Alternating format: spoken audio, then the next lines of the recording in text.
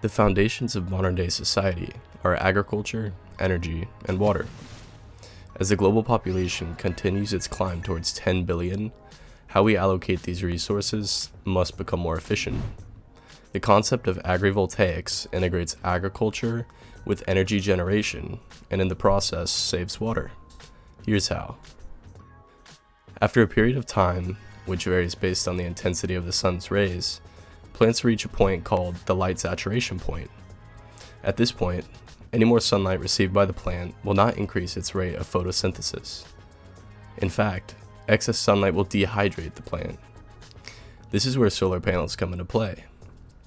Farmers are able to estimate the time where crops reach their light saturation point and change the angle of their solar panels at this time.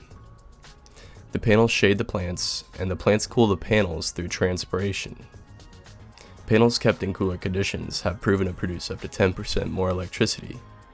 This is called a symbiotic relationship, which is defined as a mutually beneficial relationship in which neither organism is harmed. Or in other words, quite the opposite from the relationships I've had in the past. Anyways, moving along here. Agrivoltaics can be implemented in a couple different ways.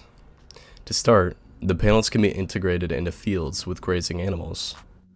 Land use is optimized, and the panels provide additional shade and shelter for the animals. Farmers have stated that underneath the panels is a favorite hangout spot for their livestock. Secondly, panels can be installed in the rows between crops. This method involves solar panels adjusting their angle throughout the day to sync with the vegetation's light saturation point. This method works best for crops that require less sunlight, such as lettuce, tomatoes, and peppers.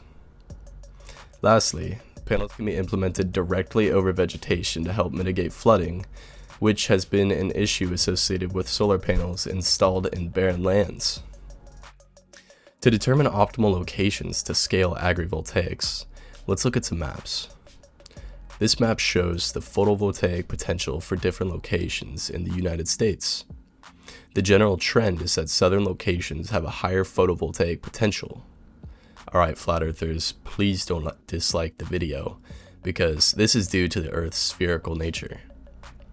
Sunlight falls at different angles upon the Earth, and the most direct 90-degree angles are achieved at the equator.